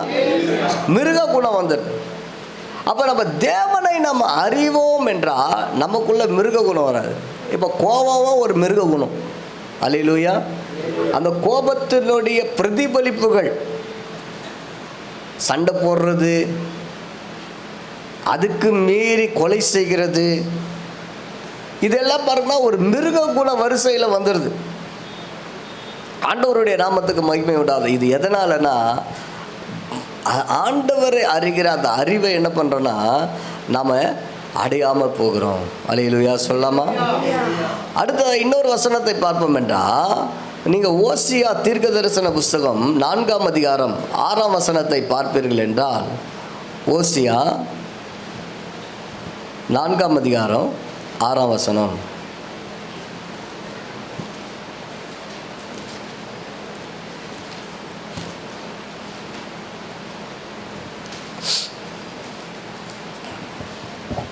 என் ஜனங்கள் அறிவில்லாமையினால் சங்காரமாகிறார்கள். என் ஜனங்கள் அறிவில்லாமையினால எப்படி மாறிடுறாங்க? சங்காரமாகிறார்கள். சங்காரம் என்ன? செத்து போறாங்க. அப்படி வாசிங்க.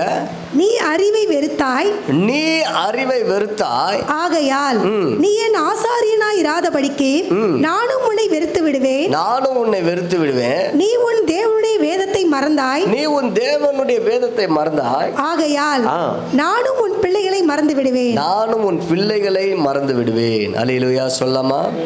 கர்த்தருடைய நாமத்துக்கு ஸ்தோத்திரம். என் ஜனங்கள் அறிவில்லாமையினால என்ன வராங்க? சங்காரமாகிறார்கள். என் ஜனங்கள் அறிவை என்ன பண்றாங்க? வெறுக்கிறார்கள். அல்லேலூயா சொல்லாமா? இன்னைக்கு பார்த்தனா நீங்க ஒரு அட்வைஸ் பண்ணி பாருங்களேன். ஒருத்தங்களுக்கு எத்தனை பேர் அட்வைஸ் ஏற்றுக்கொள்றாங்க? Maximum people. குறிப்பாக குடும்பத்தில் பாருங்க, வாலிப பிள்ளைங்களுக்கு நீ அட்வைஸ் பண்ணி பாருங்களேன். அவங்க சொல்லுவாங்க, உனக்கு ஒன்றும் தெரியாது போம்மா அப்படின்வாங்க. உனக்கு ஒன்றும் தெரியாது. பெரியவங்களை பார்த்து சொல்லுவாங்க, இவங்க அந்த வாலிப பருவத்தை இவங்க கடந்து இவங்க மெச்சூரிட்டி பீப்புளாக இருப்பாங்க. ஆனால் சின்ன பசங்கிட்ட சொன்னால் சின்ன பசங்க சொல்லுவாங்க, உனக்கு ஒன்றும் தெரியாது போ அப்படின்ட்டு. கர்த்தருக்கு ஸ்தோத்திரம். அப்போ இங்கே நம்ம பார்க்கும் பொழுது என் ஜனங்கள் என்ன பண்ணாங்கன்னா அறிவில்லாமையினால் சங்காரமாகிறார்கள். ஜனங்கள் என்ன பண்ணாங்கன்னா அறிவை வெறுக்கிறார்கள். எப்போ நம்ம அறிவை வெறுக்கல, அறிவை நேசிக்க வேண்டும். அல்லேலூயா சொல்லாமா? அப்போ எப்பொழுது நம்ம இந்த அறிவை நம்ம நேசிக்கிறோமோ, இன்னும் நான் என்ன பண்ணோம்? கற்றுக்கொள்ள வேண்டும். இன்னும் நான் தெரிந்து கொள்ள வேண்டும். இன்னும் நான் அவரை அறிகிற அறிவில் நான் என்ன பண்ண வளர வேண்டும் என்று சொல்லி தங்களை யார் விட்டு கொடுக்கிறார்களோ அவங்க என்னன்னா ஆண்டவரை நன்றாக அறிந்து கொள்ள முடியும். அல்லேலூயா. உலகத்தில் பார்க்கும் பொழுது நம்ம என்ன கற்றது கையளவு, கல்லாதது உலக அளவு சொல்கிறாங்க. அல்லேலூயா. ஒரு பாஸ்டர் சொல்லும்போது சொன்னார், நம்ம சாகிற வரையில் கற்றுக்கொள்ளணும்னார். எங்கள் ஊழியத்தில் எங்களை பயிற்சிக்கும் போது ஒரு ஊழியக்காரர் சொன்னார், நம்ம சாகிற வரையில் என்ன பண்ணணும்?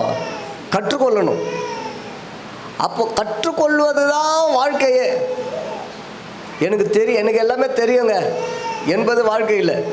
உண்மையாக சொல்லணும்னா ஒரு ஆராய்ச்சியில் சொல்கிறாங்க, ஒரு மனுஷன் ஒரு மனுஷனுடைய அந்த மூளை பார்த்திங்கன்னா சயின்டிஸ்டெல்லாம் பார்த்திங்கன்னா அந்த மூளையை உபயோகிக்கிறாங்க. சயின்டிஸ்ட்டு அவங்களாம் பார்க்க உபயோகிக்கிறாங்க. எத்தனை பர்சன்ட் உபயோகிக்கிறாங்க? 5% தான் உபயோகிக்கிறாங்களாம். 95% உபயோகிக்கிறது இல்லையா? யார்? சயின்டிஸ்ட். நம்மளாம் எந்தளவு உபயோகிக்கிறோன்னு பார்த்தீங்கன்னா 1%, 2% தான் உபயோகிக்கிறோமா. அப்போ இந்த மூளை பயங்கரமானது. அப்போது நம்ம அறிகிற அறிவை என்னது? குறைவுள்ளதாக தான் இருக்குது. நம்ம நிறைவுள்ளவர்களாக யாருமே என்னது கிடையாது. சில பேர் பாருங்கள், சில காரியங்கள்லாம் செய்யும்போது விசித்திரமாக இருக்குது, வினோதமாக இருக்குது. எப்படி அவங்களுக்கு இவ்வளோ ஞானமாக நடக்கிறாங்க, எப்படி அறிவாக நடக்கிறாங்க? அது கடவுள் ஒரு பக்கத்தில் கொடுக்குறாரு, இன்னொரு பக்கத்தில் அவங்க என்ன பண்ணுறாங்கன்னா அறிகிற அறிவினால் என்ன பண்ணுறாங்க, வளர்கிறாங்க, இம்ப்ரூவ்மெண்ட் பண்ணுறாங்க, தங்களுடைய நாலேஜை என்ன பண்ணுறாங்க, இம்ப்ரூவ்மெண்ட் பண்ணுறாங்க. அப்போ உலகத்தில் இம்ப்ரூவ்மெண்ட் பண்ணுறது வந்து தேவனுடைய காரியங்களை நம்ம என்ன பண்ணோம்னா இம்ப்ரூவ்மெண்ட் பண்ணணும். அல்லேலூயா சொல்லாமா? தேவனுடைய காரியங்களை நம்ம இம்ப்ரூவ்மெண்ட் பண்ணி நாம் வளருகிறவர்களாய் மாறணும். எப்பொழுது நாம் அந்த அறிவை நம்ம வெறுக்கிறோமோ, அறிவில்லாமல் போகிறோமோ, அப்போ சங்காரம் உண்டாகுது. டெத். என்ன டெத்து? ஊழியத்தில் டெத்து. ஊழியத்தில் ஒரு சாகர நிலைமை. சபைக்கு ஏன் வராமல் போகிறோம்? ஏன் ஜெபிக்காமல் போகிறோம்? எதனால் ஆண்டவரை துதிக்க முடியல? செத்த நிலைமைக்குள்ளே தள்ளப்படுகிறது. ஏன் இன்னும் ஞானஸ்தானத்துக்கு கீழ்ப்படியாக இருக்கிறோம்?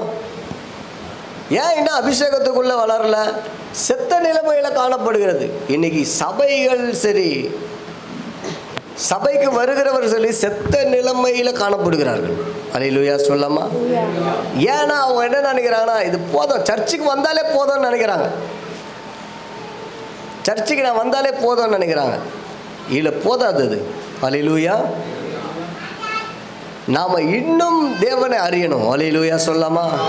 நான் இன்னும் ஆண்டவரை அறியணுங்க, நான் இன்னும் அறியணும், இன்னும் நான் தெரிஞ்சுக்கணும். அந்த ஆர்வம் நமக்குள்ள என்ன பண்ணணும், அதிகரித்து கொண்டு இருக்க வேண்டும். அல்லேலூயா சொல்லாமா? பிறர் மூலியமாய் அறிந்து கொள்கிறது ஒரு அனுபவம். எனக்குள்ள பர்சனல் தனிப்பட்ட முறையில் நான் என்ன பண்ணணும், தேவனை நான் அறிந்து கொள்ளணும். அது மிகவும் முக்கியமான ஒரு காரியமாக இருக்குது. அல்லேலூயா சொல்லாமா? ஆண்டவருடைய நாமத்துக்கு மகிமை உண்டாவதாக. இன்னொரு வசனத்தை நாம் பார்ப்போம் என்றால், மல்கியா 2ஆம் அதிகாரம் 7ஆம் வசனத்தை வாசிங்க. மல்கியா 2ஆம் அதிகாரம் 7ஆம் வசனம். ஆசாரியருடைய உதடுகள் அறிவை காக்க வேண்டும், வேதத்தை அவன் வாயிலே தேடுவார்களே, அவன் சேனையருடைய கர்த்தரின் தூதன். ஆமென். அல்லேலூயா. அப்போ ஆசாரியருடைய உதடுகள் என்னன்னா அறிவை காத்து கொள்ள வேண்டும் என்று சொல்லப்பட்டிருக்கிறது. இன்னொரு வசனத்தை நம்ம வாசிக்கலாம். 1 தீமோத்தேயு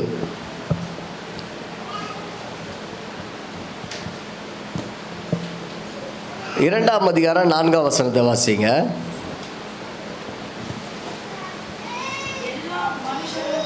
எல்லா மனுஷரும் ரட்சிக்கப்படவும் சத்தியத்தை அறிகிற அறிவை அடையவும் அவர் சித்தமுள்ளவராக இருக்கிறார். அல்லேலூயா சொல்லாமா?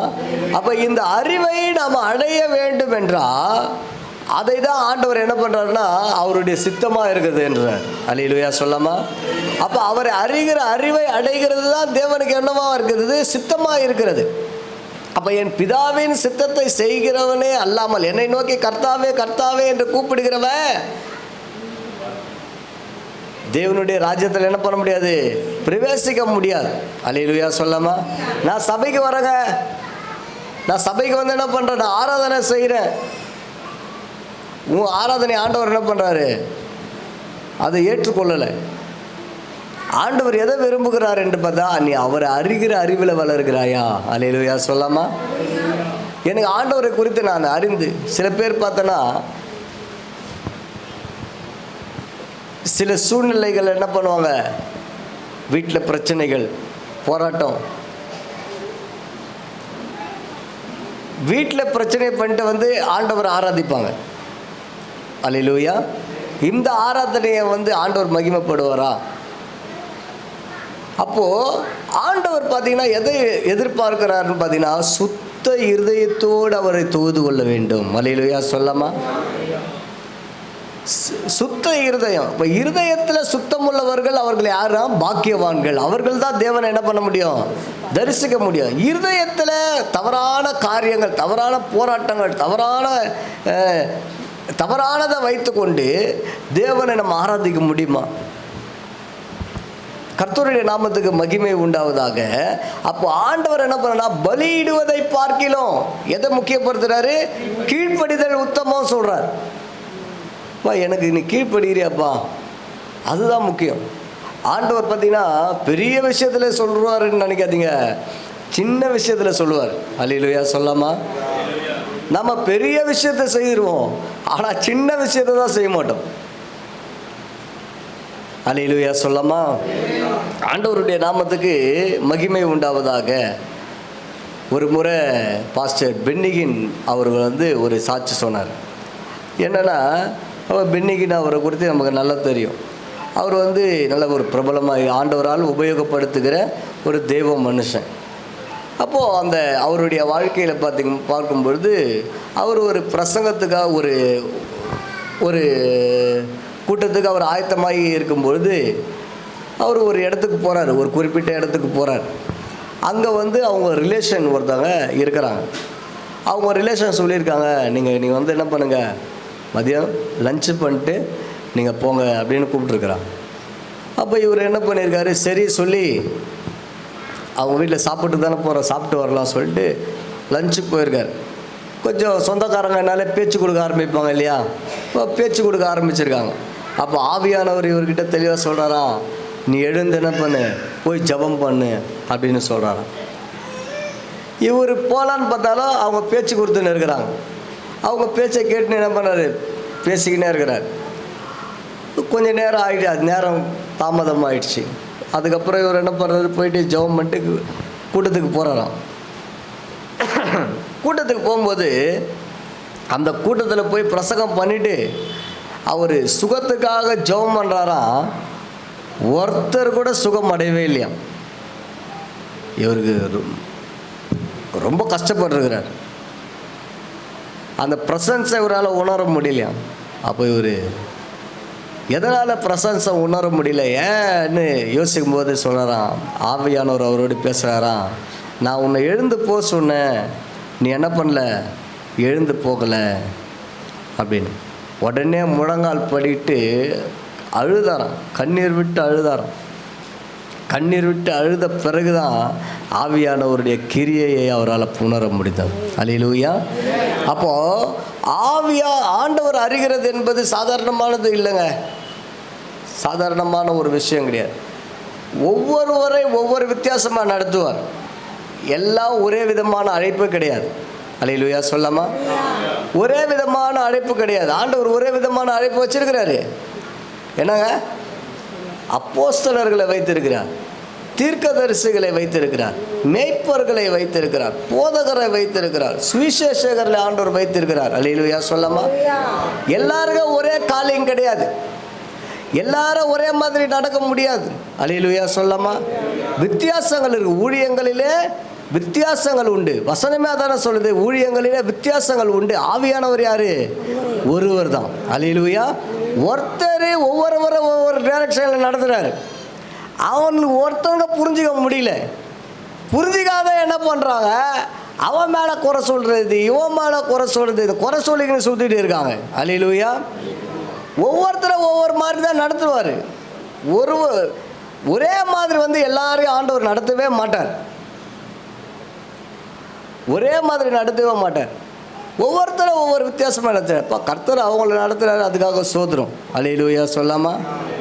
ஆமாம், அவங்கள அந்த பாதையில் நடத்துகிறாருங்க. அந்த அந்த நடத்துப்புக்கு அவங்க ஒப்பு கொடுத்து போகிறாங்க. கர்த்தருக்கு ஸ்தோத்திரம். நம்ம ஒன்றும் செய்ய முடியாது. சில வேலையில் பார்த்தோன்னா பாருங்கள், சில பேர் வந்து பேண்ட் ஷர்ட்டு போனால் கூட என்ன பண்ணுறாங்க, பின்மாற்றத்துக்கு போயிட்டாரா அப்படின்னுறாங்க. அல்லேலூயா. பின்மாற்றத்துக்கு போயிட்டாங்களா அவங்க அப்படின்னு. கர்த்தருக்கு ஸ்தோத்திரம். ஒவ்வொருத்தரும் ஆண்டவர் ஒவ்வொரு வித்தியாசமாக நடத்துவார். அவங்கள நடத்துகிற பாதை வந்து நமக்கு தெரியாது, அவங்களுக்கும் கர்த்தருக்கும் தான் தெரியுமே. ஆண்டவருடைய நாமத்துக்கு மகிமை உண்டாவதாக. இன்னொரு வசனத்தை நம்ம பார்ப்போம் என்றால், ஓசியாவின் தீர்க்க தரிசன புஸ்தகம் 6ஆம் அதிகாரம் 6ஆம் வசனத்தை வாசிங்க. பலியை அல்ல இரக்கத்தையும் தகன பலிகளை பார்க்கிலும் தேவனை அறிகிற அறிவையும் விரும்புகிறேன். அல்லேலூயா சொல்லாமா? அப்ப தேவனை அறிகிற அறிவை ஆண்டவர் என்ன பண்றாருன்னா விரும்புகிறார். இப்போ ஒரு கல்யாணம் ஆக போகிறது அப்படின்னா அந்த கல்யாணத்துக்கு முன்பாக என்ன பண்ணுறாங்க? பொண்ணு வீடு பார்க்குறாங்க, மாப்பிள்ளை வீடு பார்க்குறாங்க. அதன் பிறகு என்ன பண்ணுறாங்க? என்னங்க பண்ணுறாங்க? இன்னும் யாரும் கல்யாணமே பண்ணலையா? நிச்சயம் பண்ணுறாங்க இல்லையா? நிச்சயம் பண்ணி கொஞ்சம் கேப் வருது இல்லையா? ஏன் அப்படின்னு பார்த்தீங்கன்னா அவங்க அறிந்து கொள்ள வேண்டும். அல்லேலூயா சொல்லமா? அவங்க அறிந்து கொள்ளணும். ஒருத்தரை குறித்து இன்னொருவர் என்ன பண்ணணும்? அறிந்து கொள்ளணும். அதற்கு தான் அந்த கால தாமதங்கள். அவங்க இன்னும் நல்லா அவங்க அறிஞ்சிட்ட பிறகு என்ன பண்ணுறாங்க? அவங்களுக்கென்று குறிக்கப்பட்ட ஒரு நாளில் அவங்க திருமணம் செய்து கொள்ளுகிறார்கள். அதை போல தான் இந்த நாட்களிலும் ஆண்டவர் சொல்கிறாரு, நம்மை நித்திய விவாகத்துக்கென்று ஆண்டவர் நம்மை நியமித்து இருக்கிறார். அல்லேலூயா சொல்லாமா? நித்திய நியமத்துக்கென்று ஆண்டவர் நம்மளை என்ன பண்ணுறார்? நியமித்து வச்சிருக்கிறார். இதெல்லாம் நித்தியமான மேரேஜ் கிடையாது. இது நித்தியத்துக்குரியது கிடையாது.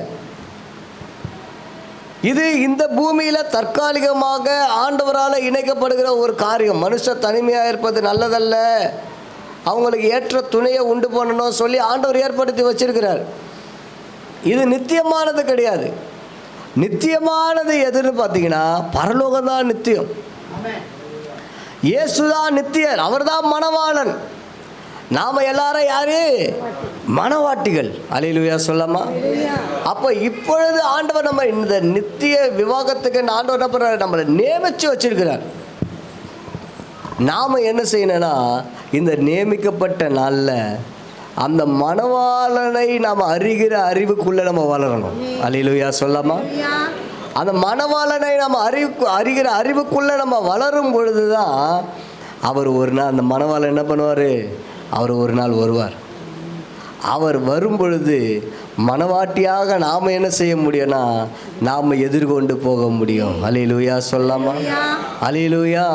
அதன் பிறகு நித்திய காலமாய் நம்ம தேவனோடு கூட என்ன செய்வோம்? அவரோடு கூட இருப்போம்.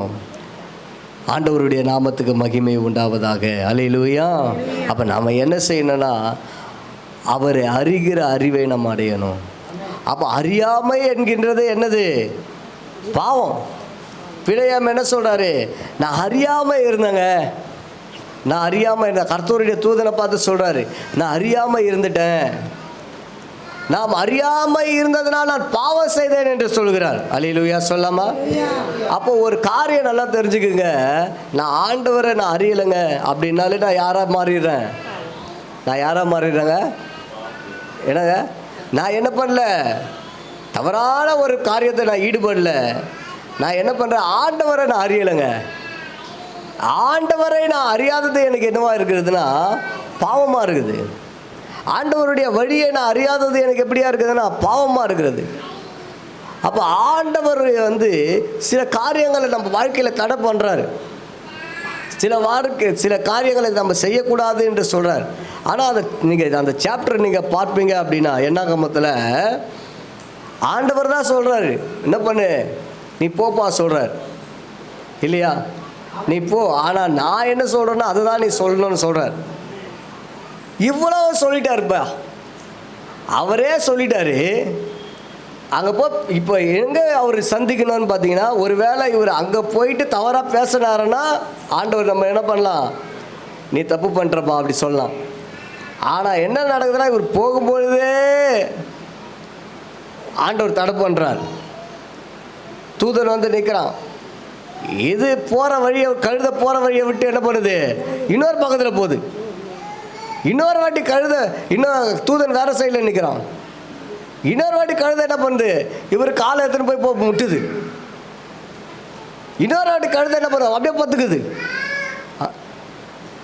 இவர் என்ன பண்ண 3 வாட்டி மிஸ்ஸிங் ஆகுது. என்னப்பா இது, ஏன் தடையாகுது?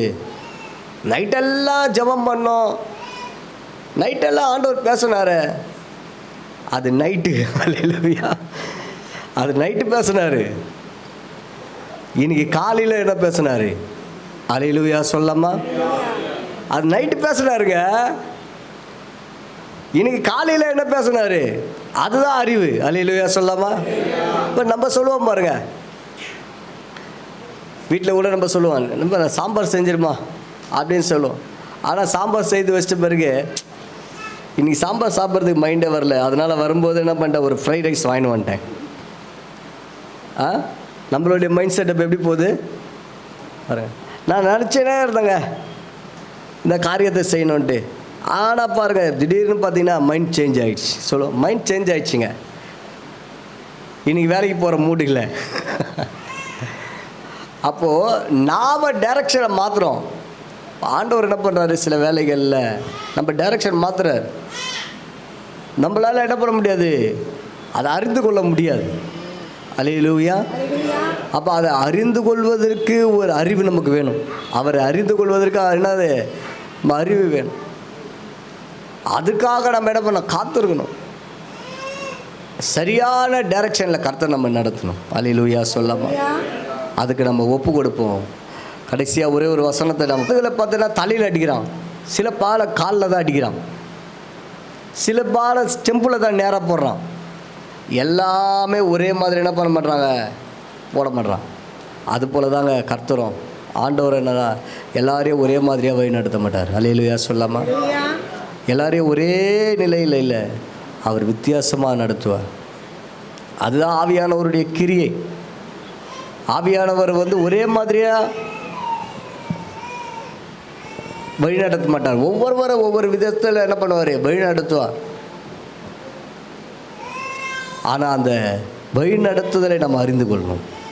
அந்த வழி நடத்துதலை நம்ம அறிந்து கொண்டு நம்ம நடத்தும் பொழுது ஆண்டவர் ஆச்சரியமாக கிரியை செய்வார். அல்லேலூயா. அதனால் ஆண்டவரே என்னுடைய கரத்தில் ஒப்பு கொடுக்குற என்ன நீங்கள் வழி நடத்துங்க ஆண்டவரே. அல்லேலூயா. என் ஞானம் அல்ல, என் அறிவு அல்ல, என் புத்தி அல்ல, என்னை எப்படி நீங்கள் வழி நடத்துகிறீங்களோ வழி நடத்துங்க. அல்லேலூயா சொல்லாமா. என்னை நீங்கள் நடத்துகிற பாதைக்கு என்னை நான் என்ன பண்ணுறேன், ஒப்பு கொடுக்குறேன். ஐ சரண்டர் ஆல் லார்ட் என்று சொல்லி நம்ம ஆண்டவர் கரத்தில் நம்ம சரண்டர் பண்ணுவோம். ஆண்டவர் நம்மை வழி நடத்தி போவார். அல்லேலூயா சொல்லாமா. அல்லேலூயா. அல்லேலூயா. கர்த்தருடைய நாமத்துக்கு மகிமை உண்டாவதாக. இது வெறும் ஒரு முன்னுரை தான். இன்னும் நான் குறிப்புக்குள்ளே போகவே இல்லை. ஒரு 7 பாயிண்ட் இருக்குது. இன்னும் நான் குறிப்புக்குள்ளே போகல. ஆனாலும் நமக்கு நேரம் இல்லை. அல்லேலூயா. இந்த அறிவை நாம் பெற்றுக்கொள்வதற்கு நாம் என்ன செய்ய வேண்டும், அது ஒரு 7 காரியம் இருக்குது. கர்த்தருடைய நாமத்துக்கு ஸ்தோத்திரம். கர்த்தருக்கு சித்தமாக இருந்தால் நம்ம அடுத்த முறை நம்ம கர்த்தருக்கு சித்தமாக இருந்தால் நம்ம அடுத்த முறை நம்ம இந்த செய்திகளை நம்ம தியானிப்போம். ஆண்டவர் தாமே ஆசீர்வதிப்பார். நம்ம ஒரு விஷயம் நம்ம கண்களை மூடி, ஆண்டவரே பிழையாம் அவன் அறியவில்லை, அவன் அறியாததை பாவம் என்று ஒத்துக்கொண்டான். இன்னைக்கு நாங்கள் உண்மை நாங்கள் எந்த அளவு அறிந்திருக்கிறோம், எங்களை வழி நடத்துகிற காரியங்களில் நாங்கள் எந்த அளவு நாங்கள் அறிவுள்ளவர்களாக இருக்கிறோம். நாங்கள் எப்படி அறிந்து நாங்கள் செயல்படுகிறோம், எங்களை நாங்கள் ஆராய்ந்து பார்க்கிறோம். ஆண்டவரே, ஒருவேளை நீங்கள் நடத்துகிற பாதைக்கு நாங்கள் தவறி நாங்கள் நடப்போம் என்றால், உமக்கு விருப்பமில்லாத காரியங்களிலே நாங்கள் ஈடுபடுவோம் என்றால், இயேசுவே எங்கள் தவறுகளை நீங்கள் உணர்த்துங்க ஆண்டவரே. எங்கள் குறைகளை எங்களுக்கு சுட்டி காட்டுங்க ஆண்டவரே. நாங்கள் சரி செய்து சரியான பாதையிலே நாங்கள் நடக்க உதவி செய்யப்பா. அந்த பிழை அமைப்போல நாங்கள் ஒருபோது வழி தவறி போகக்கூடாது ஆண்டவரே. ஆண்டவரே, நிறைய காரியங்கள் அவருக்குள்ள நல்ல சிறப்பான குணாதிசயங்கள் இருக்கலாம். ஆனால் ஆண்டவரே, அவர் அறியவில்லை என்று சொல்லப்பட்டிருக்கு. அறியாமையினால் பாவம் செய்தேன் என்று சொல்லப்பட்டிருக்கிறதுப்பா. ஆண்டவரே, எங்களுக்குள்ள நல்ல திறமைகள் இருக்கலாம். ஆண்டவரே, நாங்கள் சில காரியங்களில் நாங்கள் வல்லவர்களாக இருக்கலாம். ஆண்டவரே, ஞானிகளாக இருக்கலாம், புத்திமான்களாய் இருக்கலாம். ஆனால் ஆண்டவரே, உம்மை அறிகிற விஷயத்தில் நாங்கள் ஆண்டவரே நாங்கள் அறிவாளிகள் இல்லை ஆண்டவரே, நாங்கள் புத்திமான்கள் இல்லை ஆண்டவரே. இயேசுவே, நாங்கள் இன்னும் உம்மை அறிகிற அறிவில் நாங்கள் வளர ஆண்டவரே உதவி செய்ய வேண்டுமா ஜெபிக்கிறோம். எங்கள் சபை வளர நீங்கள் உதவி செய்ய வேண்டுமாக ஜெபிக்கிறோம் கர்த்தாவே. நாங்கள் வளர நீங்கள் உதவி செய்ய வேண்டுமாக ஜெபிக்கிறோம் என்று சொல்லி ஆண்டவருடைய கரத்தில் நம்ம ஒப்பு கொடுத்து நம்ம ஜெபம் பண்ணுவோம். ஓ, கண்களை மூடி, ஓ ஷாக்கா லாதாரா லா பஹாதாரா லா, ஓ ரிகா பகாதாரா லா பா ஷாக்காதாரா லா பா. இயேசுவே, எங்களை அறிவுள்ளவர்களாய் மாற்றும். மாற்றும். உம்மை அறிகிற அறிவுள்ளவர்களாய் எங்களை மாற்றும் கர்த்தாவே. ஓ சோதிரம் சோதிரம் சோதிரம் சோதிரம் கர்த்தாவே. எங்களை ஒப்பு கொடுக்கிறோம் கர்த்தாவே, ஒப்பு கொடுக்கிறோம் ஐயா. Thank you Lord, thank you Lord, thank you Lord, thank you Lord, thank you Lord Jesus. நன்றி நன்றி நன்றி ஆண்டவரே. சோதிரம் சோதிரம் சோதிரம். வருஷத்தின் துவக்கம் முதல் முடிவு மட்டும் அதன் கண் வைக்கப்பட்டிருக்கிறது என்ற வார்த்தையின்படி, ஓ நம் மீது கர்த்தருடைய கண் வைக்கப்பட்டிருக்கிறபடியால் ஆண்டவரை நாம் சோதிரம் பண்ணுவோம். சோதிரம் சோதிரம் சோதிரம் சோதிரம் சோதிரம் சோதிரம் சோதிரம் சோதிரம் சோதிரம். பிதாவே இயேசுவின் மூலம் உம்மை பார்க்கிறோம். இந்த ஆசீர்வதிக்கப்பட்ட ஞாயிற்றுக்கிழமை இந்த காலை ஆராதனைக்காக உம்மை நன்றியோடு ஸ்தோத்தரிக்கிறோம் கர்த்தாவே. இயேசுவே, இந்த ஞாயிற்றுக்கிழமை காலை ஆராதனையிலே நாங்கள் உம்மை பார்க்க வந்தோம். நீர் ஆண்டவரே எங்களை பார்த்து கொண்டிருக்கிறீர். நாங்கள் உம்மோடு கூட செலவு செய்ய நேரங்களை செலவு செய்ய வந்தோம். நீர் எங்களோடு கூட நேரத்தை செலவு செய்தீர் கர்த்தாவே. நீங்கள் கர்த்தரோடு இருந்தால் நான் உங்களோடு இருப்பேன் என்ற வார்த்தையின்படி நாங்கள் உம்மோடு கூட இருந்தோம். நீர் எங்களோடு கூட இருப்பீர் ஆண்டவரே. அதற்காக உமக்கு ஸ்தோத்திரம், மக்கு ஸ்தோத்திரம், மக்கு ஸ்தோத்திரம், மக்கு ஸ்தோத்திரம். இன்றைக்கும் நீர் ஆண்டவரே எங்களோடு கூட இடைப்பட்டீர் கர்த்தாவே. அந்த பிழையாமை ஆண்டவரே உணர்த்தின தெய்வம் ஆண்டவரே, எங்களையும் இன்னைக்கு உணர்வுக்குள்ளாக வழிநடத்தினீர். அதற்காக நன்றி. நாங்கள் உண்மை அறிகிற அறிவிலே நாங்கள் இன்னும் வளர நீங்கள் உதவி செய்ய வேண்டுமாக ஜெபிக்கிறோம் ஆண்டவரே. ஆசீர்வாத பெத்தேல் திருச்சபை ஆண்டவரே, திருச்சபை கர்த்தரை அறிகிற அறிவில வளர்ந்த திருச்சபையாக ஆண்டவரே காணப்பட நீங்கள் உதவி செய்ய வேண்டுமாக ஜெபிக்கிறோம் கர்த்தாவே. இயேசுவே, இன்னும் நாங்கள் உம்மை அறிகிற அறிவின் மேன்மைக்காக எவைகளெல்லாம் நாங்கள் விட வேண்டுமோ அவைகளெல்லாம் விட்டு ஆண்டவரே சோதரம்பா உம்மை அறிய நாங்கள் உதவி செய்ய வேண்டுமாக ஜெபிக்கிறோம். உம்முடைய கரம் ஆண்டவரே எங்கள் கூட விசேஷமாக இருக்க வேண்டுமாய், சபையோடு கூட இருக்க வேண்டுமாய், அருமையான பாஸ்டர் அவருடைய குடும்பத்தோடு கூட இருக்க வேண்டுமாக ஜெபிக்கிறோம் கர்த்தாவே. நீங்க ஆசீர்வதிங்க கர்த்தாவே. ஆண்டவரே, எல்லா சர்ச் ப்ரோக்ராம்ஸ் அனைத்தையும் நீங்க ஆசீர்வதிங்க ஆண்டவரே. சர்ச் ஆண்டவரே, பில்டிங் ஆண்டவரே, காரியங்களை ஆண்டவரே நீங்க ஆசீர்வதிக்க வேண்டுமாக ஜெபிக்கிறோம் கர்த்தாவே. இயேசுவே, உம்முடைய கரம் கூட இருந்து வழி நடத்தட்டும். விசேஷமாக உடல் நிறம் சரியில்லாமல் இருக்கிறவர்களுக்காக நாங்கள் ஜெபிக்கிறோம் ஆண்டவரே. சோதரம் அருமையான சகோதரர் பத்மநாபன் ஆண்டவரே ஐயா அவருடைய துணைவியாருக்காக விசேஷமாக ஜெபிக்கிறோம். ஜெயந்தி சிஸ்டருக்காக ஆண்டவரே ஸ்தோத்திரம். அவருடைய மகளுக்காக ஆண்டவரே ஜெபிக்கிறோம் கர்த்தாவே. இயேசுவே, உமக்கு ஸ்தோத்திரம். பலவீனத்திலே உம்முடைய பலன் பூரணமாய் விலக வேண்டுமாய் ஜெபிக்கிறோம் கர்த்தாவே. பலவீனத்திலே பலன் பூரணமாய் விலக வேண்டுமாய் ஜெபிக்கிறோம் கர்த்தாவே. ஒவ்வொருவரையும் ஆசீர்வதிக்க வேண்டுமாக ஜெபிக்கிறோம் கர்த்தாவே. சபையாரை விட்டு ஒவ்வொருவரையும் விட்டு பலவீனங்கள் சுகவீனங்கள் இயேசுவின் நாமத்தினாலே வெளியேறி ஆண்டவரே, இந்த திருப்பந்தி எடுத்ததன் மூலியமாக ஒரு புது பலன் ஒவ்வொருவரையும் நிரப்ப வேண்டுமாக ஜெபிக்கிறோம் கர்த்தாவே. ஒவ்வொருவரையும் நீர் ஆசீர்வதியும். ஒவ்வொருவர் மீதும் உம்முடைய கரம் இருக்கட்டும் கர்த்தாவே. ஆசீர்வதிப்பீராக. சத்துரு தொடாதபடி வேலி அடைப்பீராக கர்த்தாவே. இயேசுவே, உங்க நாமம் மகிமைப்படட்டும். உமக்கே சகல துதிக்கான மகிமை ஏறெடுக்கிற நல்ல பிதாவே. ஆமென், ஆமென். எல்லாம் சேர்ந்து சொல்வோம். என் ஆத்மாவே கர்த்தரை ஸ்தோத்திரி, என் முழுமே பரிசுத்த நாமத்தை ஸ்தோத்திரி. என் ஆத்மாவே கர்த்தரை ஸ்தோத்திரி, கர்த்தர் செய்த சகல உபகாரங்களை மறவாதே. ஆமென், ஆமென். நம் கர்த்தராகிய இயேசு கிறிஸ்துவின் கிருபையும் பிதாவாகிய தேவனுடைய அன்பும் பரிசுத்த ஆவியானவருடைய ஐக்கியமும் நம் அனைவரோடும் நாளிலே நம்மோடு இணைந்து கர்த்தருடைய நாமத்தை மகிமைப்படுத்தப்பட்ட அன்பு போதகரோடும் கர்த்தருடைய வருகை மட்டும் இருப்பதாக. ஆமென். அல்லேலூயா, அல்லேலூயா, அல்லேலூயா. ஜெய கிறிஸ்து முன் செல்கிறார், ஜெயமாக நடத்திடுவார். ஜெய கிறிஸ்து முன் செல்கிறார், ஜெயமாக நடத்திடுவார். ஜெய கீதங்கள் நாம் பாடி ஜெய கொடியும் சேர்ந்திடுவோம். ஜெயம் அல்ல